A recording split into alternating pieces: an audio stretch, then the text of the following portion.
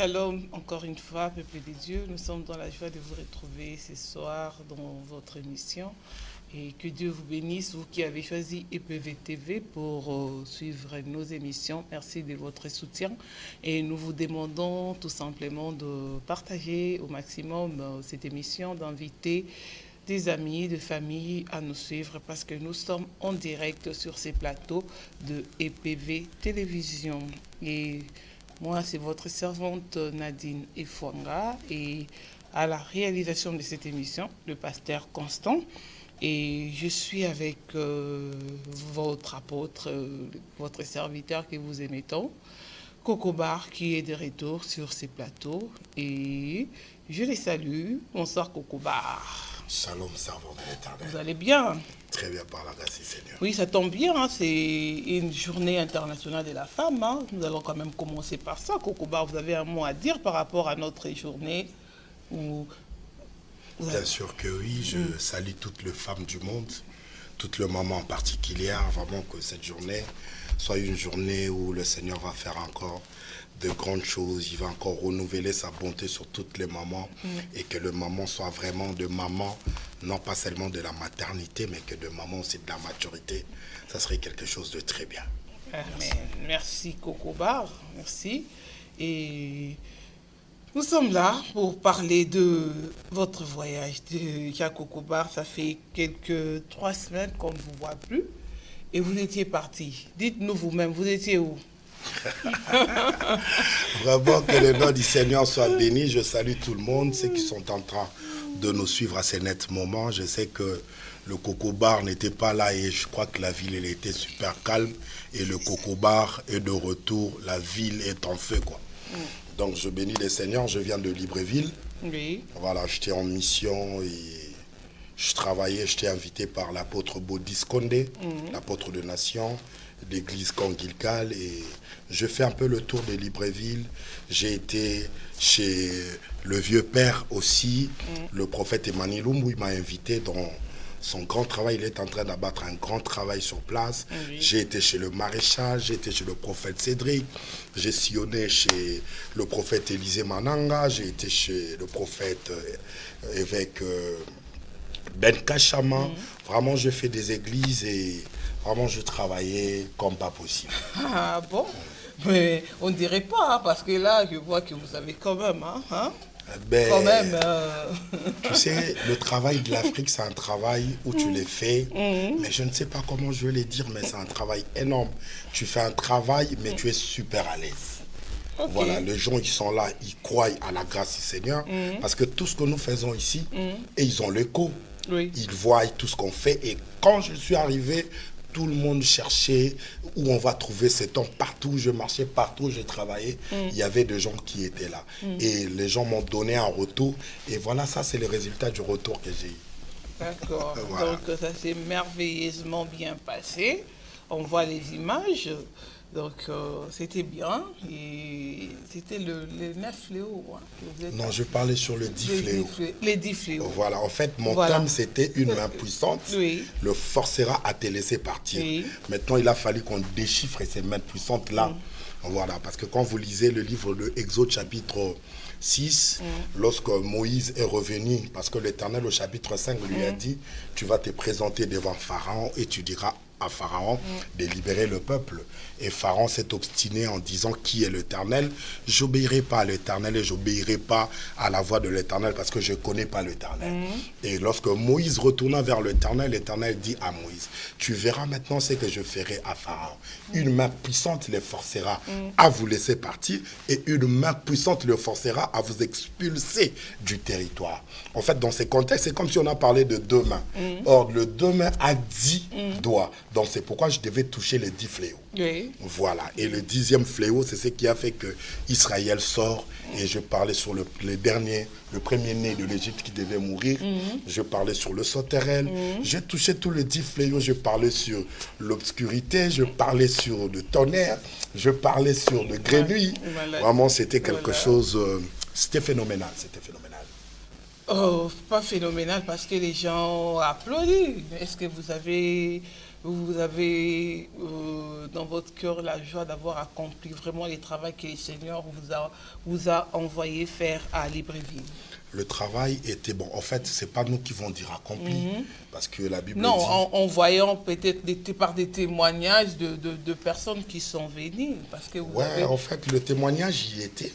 Les témoignages y étaient. Parce que je ne suis pas le premier à descendre sur Libreville. Oui. Avant moi, il y a eu quand même de gens, vous êtes Cocobar, vous êtes les premiers, vous êtes Cocobar, vous êtes vous. Même s'il y a des hommes qui sont passés, mais chacun avec sa grâce. Tout à fait, à fait. Comme dit la Bible, certaines ont arrosé, d'autres ont sémé, mais c'est lui qui fait croître et c'est le Seigneur. C'est pourquoi toute la gloire revenait à l'Éternel, mais le résultat était super positif parce que le Seigneur, il a accompli de grandes choses.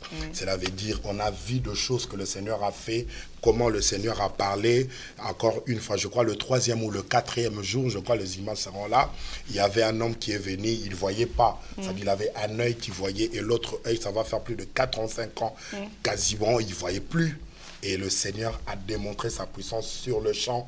Et il y avait de miracles, d'autres, dans de moments de culte où je parlais, je prophétisais sur une servante de l'Éternel. Et le Seigneur lui a dit que la suite, ça se passera pendant la prédication. Et la servante était là en train de vomir. Et une délivrance s'est passée d'une manière exceptionnelle.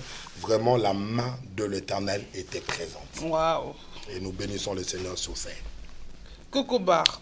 Beaucoup de gens, quand ils vont en Afrique, quand ils vont au bled, quand ils vont en mission, ils travaillent et quand ils reviennent sur les terrains, après ils deviennent missionnaires. J'espère que ce n'est pas votre cas. Pourquoi ils deviennent missionnaires? Je m'explique. Allez-y. Parce que quand on arrive là-bas, vu l'accueil qu'on vous a réservé, vu tous les honneurs qu'on vous a accordés, vu, je ne sais pas, entre guillemets, les offrandes aussi, et quand ils reviennent ici, ils cherchent maintenant des suppléants.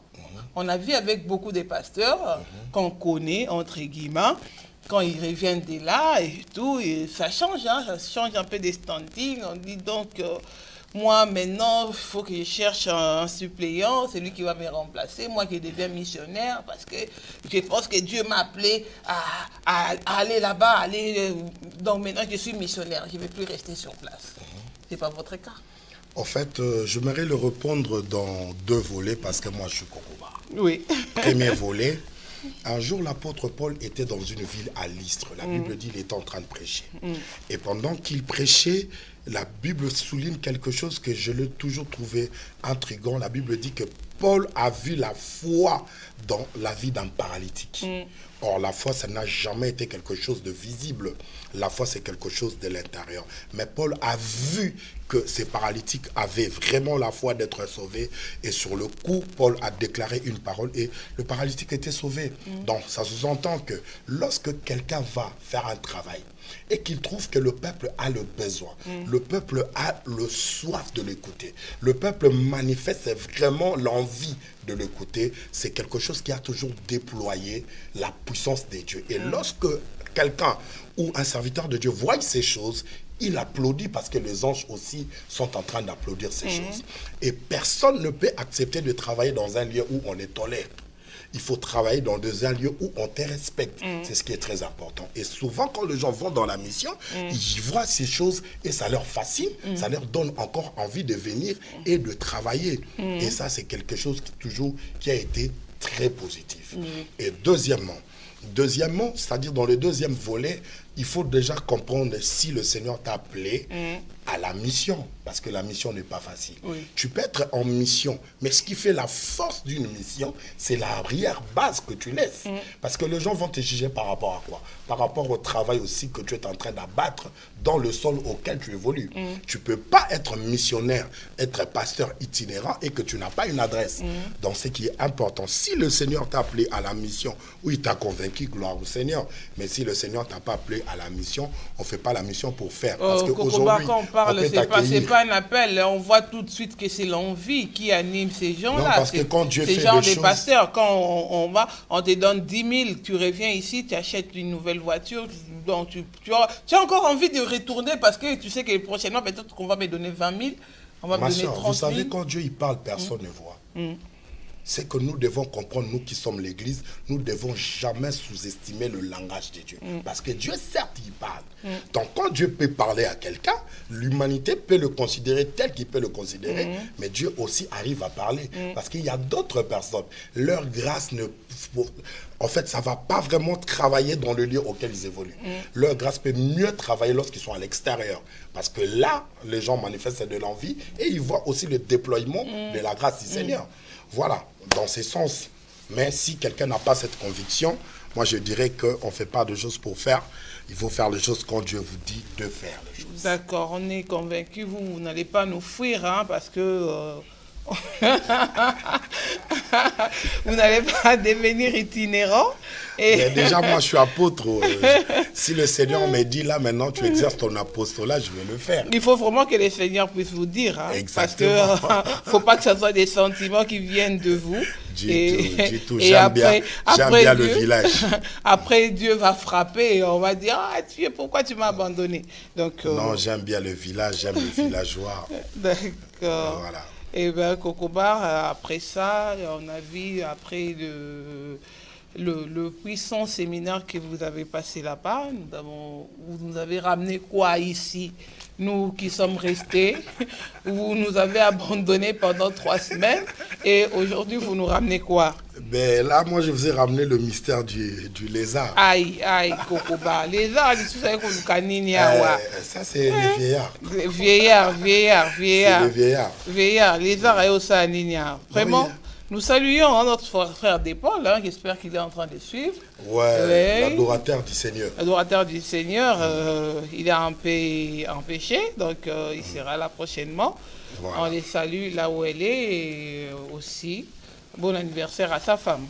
Vraiment, que le Seigneur soit béni. Donc aujourd'hui, nous sommes en train de développer sur le mystère du lézard. Est-ce qu'on peut lire la Bible, vous me permettez? On y va. Vraiment, prenons nos Bibles dans les livres de Proverbes, chapitre 30. Nous allons prendre le verset 24 jusqu'au verset 28. La Bible dit, il existe sur la terre 4 espèces d'animaux fort petits, mais qui sont d'une sagesse étonnante. Les fourmis qui n'ont pas de force, mais amassent leur nourriture pendant l'été. Le dama qui sont faibles, mais se fabriquent des abris sûrs au milieu de rochers. Le sauterelle qui n'ont pas de roi, mais se déplacent en troupes ordonnées. Verset 28. Le lézard qui peuvent être attrapés avec la main, mais qui se faufilent jusque dans le palais de roi. En fait, voilà par là où le lézard il sort. En fait, ici, on nous parle de 4 animaux qui sont plus petits. Mais vous n'êtes pas venu nous prêcher les animaux ici. Hein? Mais tu sais, Dieu, il a toujours paraphrasé de choses. Oui. Le Seigneur a toujours typifié de choses parce que l'Éternel lui-même s'incarne par des animaux. L'Éternel s'incarne par des objets. Et c'est ça, même la force de l'Éternel. Voilà, en fait, quand on parle du mystère de lézard, on va tout simplement expliquer parce que c'est dans une figure de style. Voilà, c'est une métaphore, mais il faut maintenant le mettre dans les temps pour arriver à expliquer au peuple de Dieu. Et c'est pourquoi c'est ça même le grand mystère. Il faut vraiment avoir les yeux rouges pour expliquer ces choses et avoir des dents blancs. C'est pas donné à n'importe qui. Tu peux voir le lézard, mais on ne parle pas de lézard. Mais laissez-moi te montrer c'est qui est le lézard. Prenons nos Bibles dans les livres de 2 Samuel. Pardon. 2 Samuel chapitre 9, la Bible dit, un jour David demanda, restait-il un survivant de la famille de Saoul? J'aimerais le traiter avec bonté à cause de Jonathan. Or, la famille de Saoul avait un serviteur nommé Tchiba. On les fit venir devant le roi. David lui demanda, es-tu bien Tchiba? Oui, majesté, répondit-il. Ne reste-tu plus personne dans la famille de Saoul que je puisse traiter avec bonté des dieux? Réplit le roi, il reste un fils de Jonathan, déclara Tchiba. Il a les jambes extropiées. Où est-il? Demanda le roi. Il se trouve chez Makir, fils d'Amiel, à Lo-Débar. Répondit Tchiba. David envoya quelqu'un le chercher à Lo-Débar lorsque Mephibosheth, fils de Jonathan et petit-fils de Saoul, arriva chez David. Il jeta le visage contre terre devant le roi. David l'interrogeait. Es-tu bien Mephibosheth? C'est bien moi, majesté, répondit-il. N'ayez pas peur. Lui dit David, à cause de ton père Jonathan, je vais te traiter avec bonté et je te rendrai toute la terre qui appartenait à ton grand-père Saoul et tu mangeras tout le jour à ma table. Parole du Seigneur. En fait, lorsqu'on nous parle de lézard, il y a quelque chose que nous devons savoir. Le lézard fait partie de cette famille de quadrupèdes. Cela veut dire deux animaux qui rampent par quatre pattes. Et si tu regardes très bien la Bible, le lézard, dans le livre de Lévitique, on est en train de le classifier dans le camp des animaux qui étaient impurs. Cela veut dire qu'on ne pouvait pas le manger et la personne qui pouvait toucher un lézard devait rester impure. Or, le lézard aussi, c'est parmi les animaux les plus faibles. La Bible est en train même de le dire qu'on peut l'attraper par le main. Cela veut dire qu'on n'a pas besoin de faire de piège. Un lézard, tu peux juste l'attraper par la main. Mais la Bible dit, il se retrouve dans le palais royal.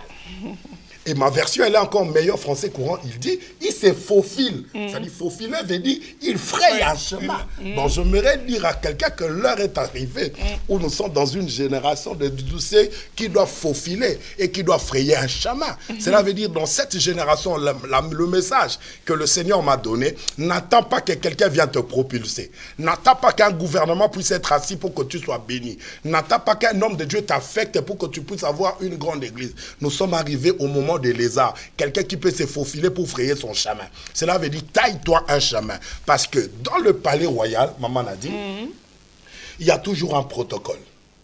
Et dans l'ancienne alliance, personne ne peut voir le roi si on lui tend le sceptre royal. Mais à notre temps actuel, tu ne peux pas rentrer dans la maison royale comme tu veux.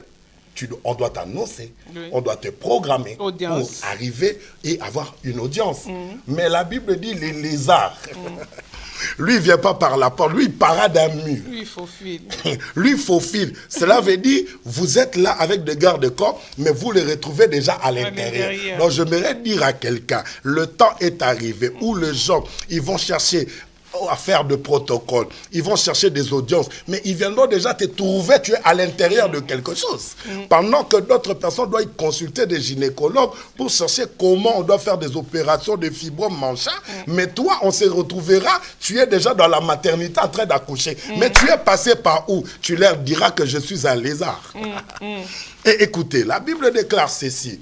David, lorsqu'il a passé un moment où il était en paix, il n'y avait plus de guerre, David s'est souvenu de son ami qui était Jonathan. Il dit, est-ce qu'il reste-t-il plus personne dans la famille de Saoul pour que je lui fasse du bien à cause de Jonathan?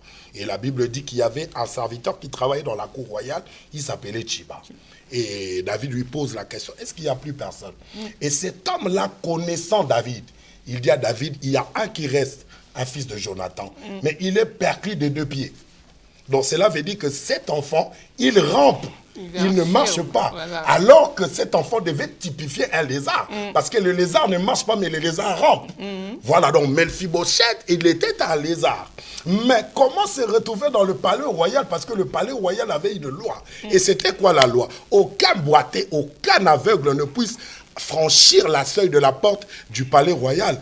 Mais le jour où là, Mephibosheth devait parader et devait se retrouver dans la table du roi. Je suis venu annoncer à quelqu'un, l'heure est arrivée. Les gens ne sauront pas, tu as été reçu par Macron. Les gens ne sauront pas comment tu t'es passé. Tu as fait déjà des grandes choses. C'est pourquoi ce dimanche, j'ai des choses à dire dans la vie. Maman, ça c'était juste l'introduction introductive pour annoncer que le cocobar de la vie est là. Et la parole est revenue dans son authenticité. Gloire à l'Éternel. Pas à moitié. Non, pas à moitié. Donc, gloire à Jésus. On va aller. Donc, vous nous promettez qu'on aura un grand culte ce dimanche. Hein? Ce dimanche, je suis venu parce qu'à la fin, j'aimerais bénir des gens. Ouais, à la fin, je bénirai les gens. Je vais prier pour une catégorie de personnes que le Seigneur m'a donné. À la fin de ces serments, lorsqu'on va clôturer, je prierai pour le peuple de Dieu. Voilà, c'est-à-dire il y a une catégorie de personnes que le Seigneur m'a donné. Je prierai pour eux. Et je m'aimerais dire que c'est dimanche. J'ai un grand culte des familles. Et j'ai un grand service de Sainte-Seine. Et j'ai un grand service de lavage de pieds. C'est-à-dire un lavement de pieds, parce qu'on doit le corriger, parce que plusieurs personnes, quand on parle du lavage de pieds, ce n'est pas un bon français. On va faire un lavement des pieds. Cela veut dire, nous devons savoir qu'il y a plusieurs personnes qui marchent avec de mauvais sorts.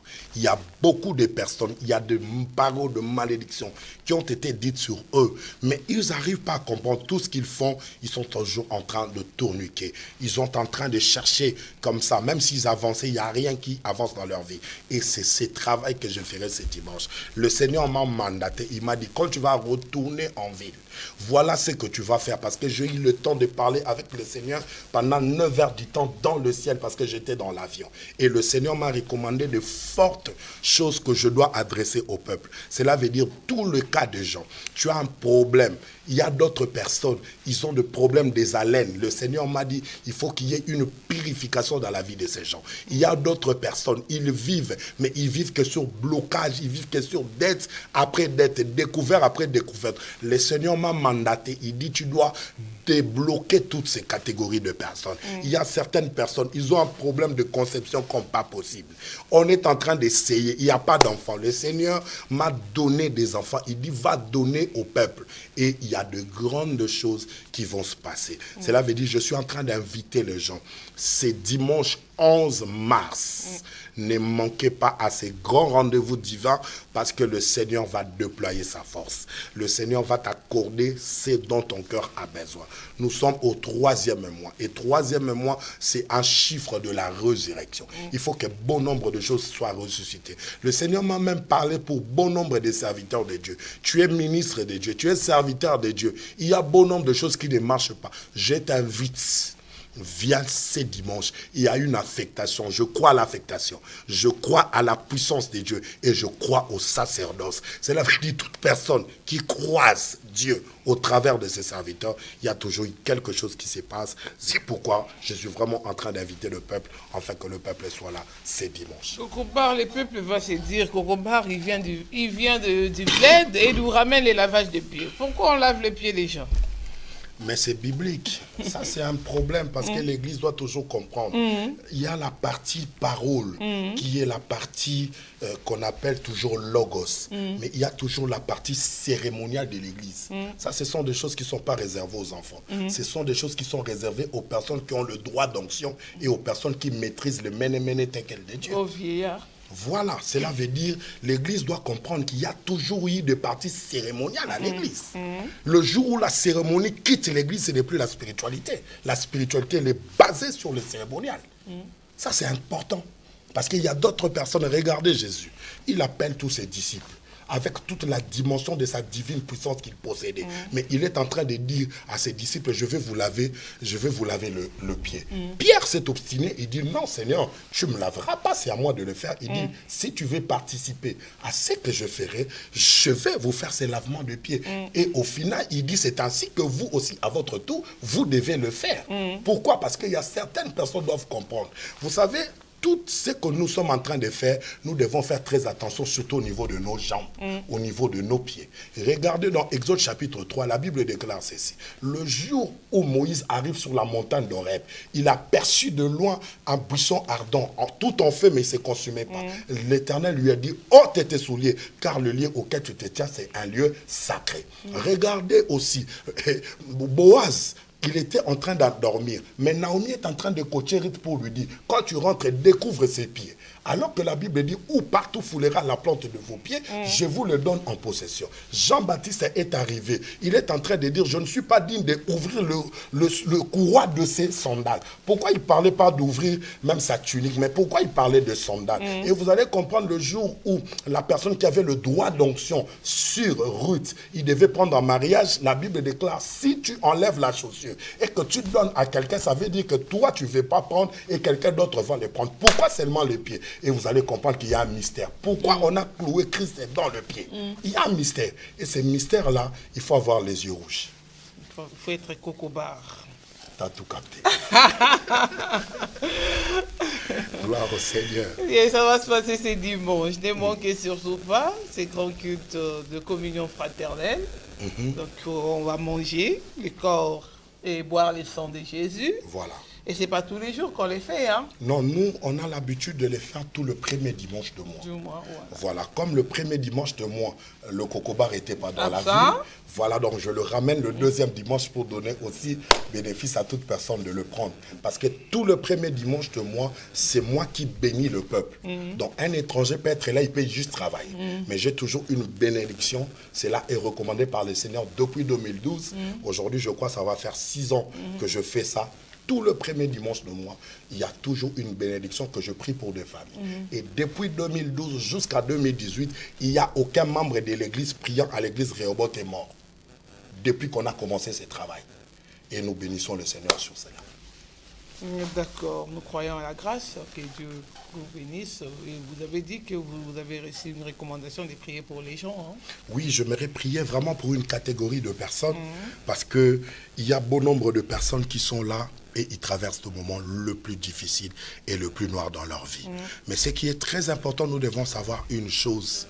La Bible dit un jour, Lazare était très très malade au point de mourir et la Bible dit que Marthe et Marie, ils ont envoyé des gens pour aller chercher Jésus pour leur dire que ton ami, celui que tu aimes beaucoup, il est malade.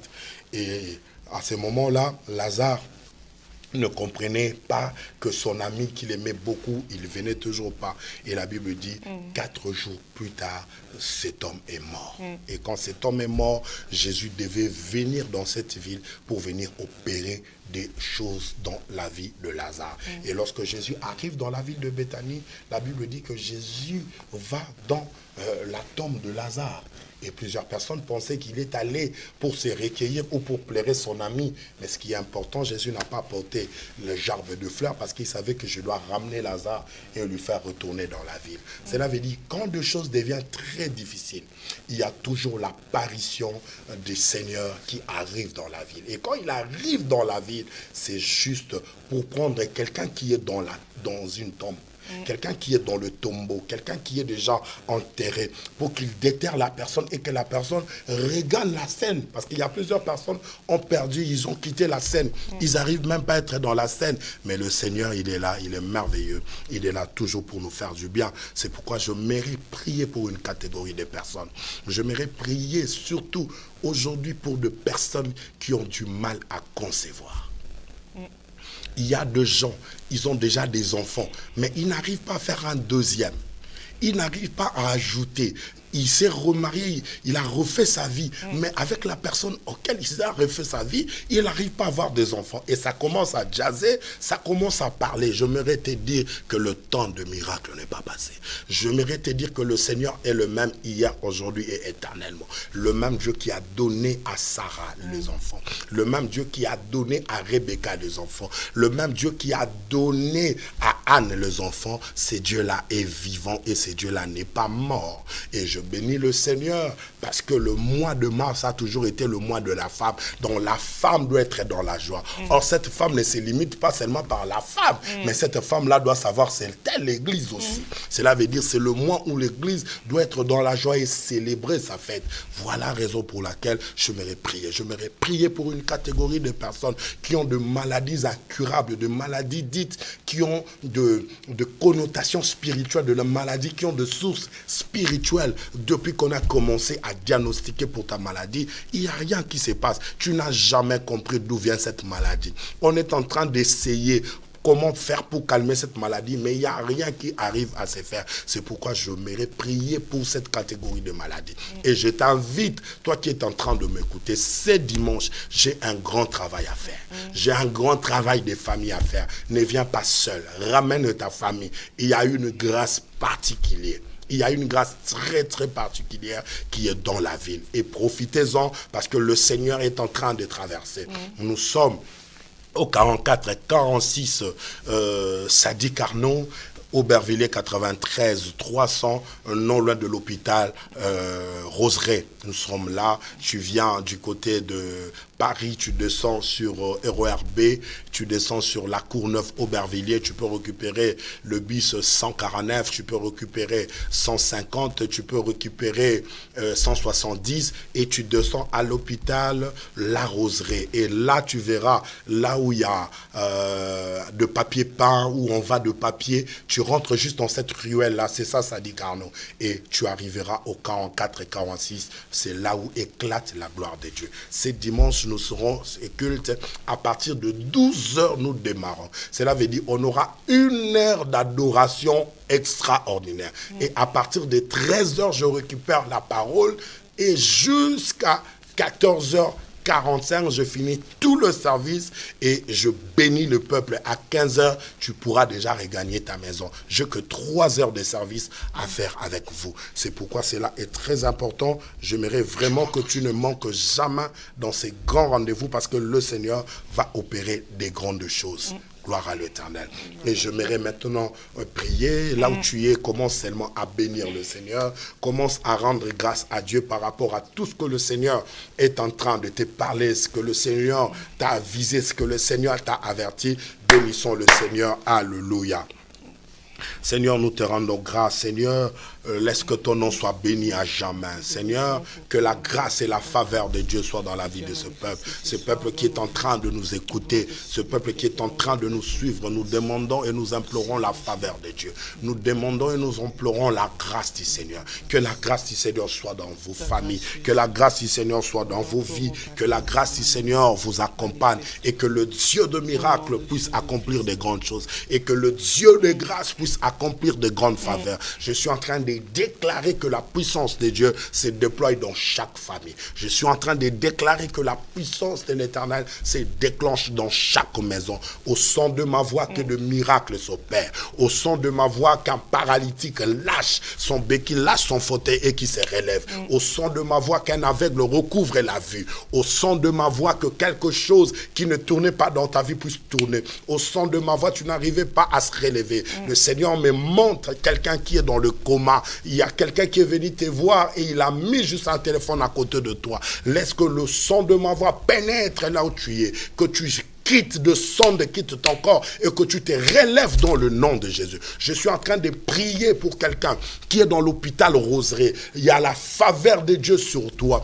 Depuis que tu es entré, on n'arrive pas à dénicher, on n'arrive pas à t'opérer parce que tu fais de hautes tensions. Mais au son de ma voix, je dis qu'un miracle te soit possible et que le Seigneur te relève de ces lits d'hôpital et que tu sors que sans pour autant que tu sois opéré. Je vois l'Éternel étendre sa main sur toi. Je suis en train de prophétiser maintenant pour toute personne qui a le problème de conception. Tu n'arrives plus à concevoir. Tu cherches un enfant, mais tu n'as pas d'enfant. Je déclare que le miracle de Dieu, que la faveur de Dieu soit sur toi, que le Seigneur Dieu touche ton ventre et que cette époque, à la même année que tu retrouves un enfant, que tu tombes enceinte dans le nom de Jésus. Je crois au miracle, je crois au surnaturel. Que la grâce du Seigneur soit sur toi. Toi qui es devenu le sujet des balaillures de ta belle famille, des insultes tombent sur toi, des choses mauvaises tombent sur toi. On est même en train de préparer quelqu'un à qui va te remplacer parce qu'il n'y a pas d'enfant. Mais je suis en train de dire que cette année qui te laisse encore du temps parce qu'un miracle faisable, un miracle est possible, un miracle est possible. Je suis en train de prier pour quelqu'un qui est en train de m'écouter.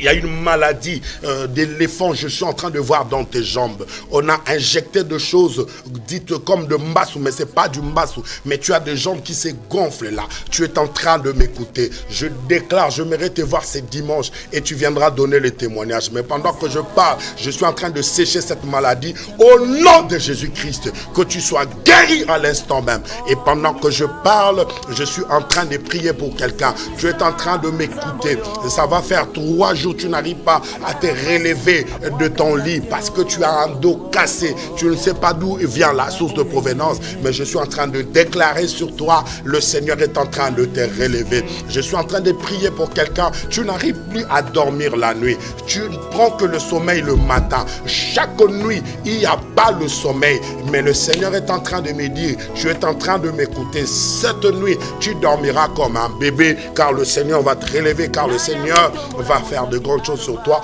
Reçois le miracle dans le nom de Jésus. Je suis en train de prier pour toute personne qui a postulé et que jusque-là, tu as mis le CV partout, mais il n'y a pas d'appel et tu n'arrives pas à travailler. Cela est en train de te frustrer, tu es en train même de se décourager, mais écoutez la voix du Seigneur, ne te décourage pas, car il y a quelque chose qui va se passer sur le point d'arriver. Le Seigneur va frayer un chemin dans les déserts et il va accomplir de grandes choses. Je suis en train de déclarer sur toi que le miracle de Dieu soit dans ta vie, que le miracle de Dieu soit dans ta vie. Je suis en train de prier pour quelqu'un, tu es en train de chercher par où, dans l'université on n'est pas en train de te prendre, pendant que tu cherchais de patron, il n'y a rien, mais je suis en train de voir un appel et tu vas démarrer ton université dans le nom de Jésus, car le Seigneur, la Bible déclare, ce qui est impossible aux hommes est possible à Dieu. Je suis en train de déclarer dans la vie de quelqu'un, tu as un problème dans ton ventre, il y a ton ventre qui se ballonne, tu ne connais pas la source de provenance,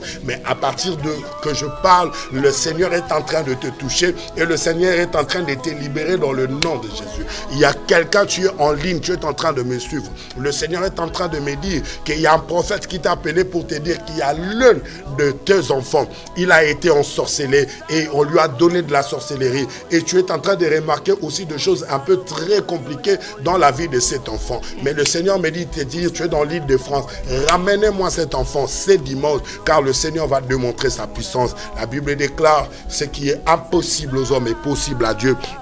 Et le Seigneur va ouvrir de grandes portes. Je suis en train de prier pour un ministre de Dieu. Je suis en train de prier pour un serviteur de Dieu. Rien n'est en train de marcher dans ton ministère. Tout est chaotique. Mais je suis venu te dire qu'il y a un Dieu de seconde chance. Il y a un Dieu de seconde gloire. Car il est écrit, la gloire de la seconde maison sera plus grande que celle de la première. Amen. Laisse que la grâce de Dieu soit sur toi. Et je suis en train de prier pour toute personne que tu comprennes que nous sommes dans une génération de lézards. Je suis en train de te dire que nous sommes dans une génération de lézards. Personne ne te frayera le chemin, mais tu te frayeras le chemin toute seule. Tu te casseras de rochers toute seule et tu sortiras. Quoi que tu sois faible, quoi que tu sois quelqu'un qui n'a pas de force, mais le Seigneur va te doter d'une sagesse exceptionnelle et il va te démontrer quoi faire pour que tu arrives jusqu'au bon port. Car le Seigneur Dieu ne lâche jamais ses siens et le Seigneur a toujours de promesses accomplies dans la vie de toute personne qui sont dans son alliance. Et je suis en train de prier que la faveur de Dieu soit sur toi. Et je suis en train de prier pour tous les enfants des Rehoboth qui sont au Brésil, qui sont en Inde, qui sont ici sur Paris, qui sont à Kinshasa et qui sont partout dans le monde entier. Tout enfant de Rehoboth, de la grande communauté à qui le Seigneur m'a mandaté comme visionnaire. Je suis en train de déclarer qu'il y a une nouvelle chose que le Seigneur nous a promis pour cette année 2018. Vous êtes des lézards. Où que vous soyez, vous allez vous retrouver dans le palais royal. Personne ne vous frayera le chemin, mais les gens vont vous voir dans le palais royal. Vous allez régner comme de rois, car le Seigneur va s'élever pour accomplir de grandes choses. Et que la faveur de Dieu, l'amour de Dieu le Père et la communion du Saint-Esprit soient votre partage. Dans le nom puissant de Jésus que je prie avec foi. Amen. Amen. Amen. Gloire au Seigneur. Gloire à Dieu. Je crois que quelqu'un a reçu cette prière. Alléluia. Et nous glorifions Dieu de vous avoir revu. Alléluia. Il vous a gardé dans votre voyage et vous êtes revenu. Et nous allons poursuivre parce que ça c'était un bon jour. Non, ça c'était juste un bon jour. Vous savez pourquoi je suis là le jeudi? Le mardi, c'est là où on va découvrir l'adorateur du Seigneur. C'est là où il vient et nous fait du bien. Aujourd'hui, c'était juste quelque chose, surtout pour annoncer le culte de dimanche. Mais ça nous a fait du bien. Énormément du bien. Et nous sommes vraiment dans la joie. Et juste pour finir, je ne sais pas si mais j'ai oublié quand même de vous bénir aussi, maman Nadine. Tu nous as toujours fait du bien. Tu as été toujours présente. Amen. Toi et papa Constant, vous avez toujours été présente. Parce que même à Libreville, on me présentait plus. Quand vous voulez me présenter, les gens disaient, mais on les connaît. Mais d'où tu les connais? Il dit, mais on les suit dans l'émission sur EPV. Donc cela veut dire, vous nous avez fait rentrer dans de quoi? Sur ce que le Seigneur se souvient de vous. Amen. Qui se souvient de vos familles, de vos ministères. Amen. Et que le Seigneur le propulse encore, que vous impactez encore parce que vous avez la ville en main. Amen. Vous avez la ville en main. Que Dieu Amen. vous impacte encore. On reçoit, Gloire au nom de Jésus. Que Dieu vous bénisse, Kokobar, que Dieu bénisse toute la famille qui nous a suivis ce soir, la famille du village, que Dieu vous bénisse. Vraiment, on est à la fin de cette émission d'aujourd'hui. On se retrouve mardi. Hein? On va se retrouver mardi. Oui. Ouais, nous serons là en direct. Donc, on a déjà dit tous les communiqués. Voilà, donc juste le temps de rappeler que l'adresse, en fait, nous sommes au 44 46 Sadi Carnot. Aubervilliers 93 300. Notre culte les dimanches, il commence à partir de 12h jusqu'à 15h. Cela veut dire, d'où tu viendras, il y a Périph', tu sors Porte de la Villette. On est la 4 schéma, ligne 7. On a RER B, Aubervilliers Courneuve. On a le bus 249. On a le bus 150. On a le bus 170. Donc cela veut dire partout, référence hôpital Roseraie. Vous cherchez l'avenue Sadi Carnot 44-46 à partir de 12h à 15h. On n'a que 3 heures de gloire. On est au mois de mars et le Seigneur va vous faire énormément du bien. Et je tiens à saluer vraiment deux hommes de Dieu du Gabon, l'apôtre Baudis. Je tiens à saluer le prophète Eli Mananga, évêque Ben Kachama. Vraiment, je salue le big prophète, le vieux père. Je salue Ferdinand, je salue tout le monde, le frère Thierry. Je salue toute cette équipe-là qui était avec moi. Et je salue encore le prophète Cédric. Je salue Prince. Je salue prophète Jean-Claude. Vraiment que le Seigneur soit avec vous et que la grâce de Dieu surabonde encore davantage. Amen. Que Dieu bénisse également le pasteur Daclo qui nous a suivis ce soir. Que Dieu bénisse le pasteur Michel Zaboussou. On vous attend sur EPV. Que Dieu vous bénisse. Maman Eliane, la sœur Juliette, Vaillantero, Irlar, nous vous saluons. Nous, Colette Sam, que Dieu vous bénisse. Vous qui avez suivi et partagé cette émission de ce soir. Que Dieu vous bénisse abondamment. Et on vous retrouve dans la semaine pour les autres émissions, mais avec Kokobar, on se donne rendez-vous mardi à partir de 22h. Et on vous dit bonne suite des programmes sur EPV Télévision. Merci au pasteur Constant et merci à notre maman Nadine Agua, pour le travail qu'elle fait aussi également. Amen. Que Dieu bénisse également toute la famille et notre frère King, on n'oublie pas. Notre maestro. Vraiment, on s'est dit à bientôt dans nos émissions. Vous qui nous avez suivis, vous qui avez partagé, et la sœur Immaculée qui m'a suivi et qui m'a coiffé aujourd'hui, que Dieu te bénisse également. Et on se retrouve mardi dans cette émission. Bye bye. Shalom.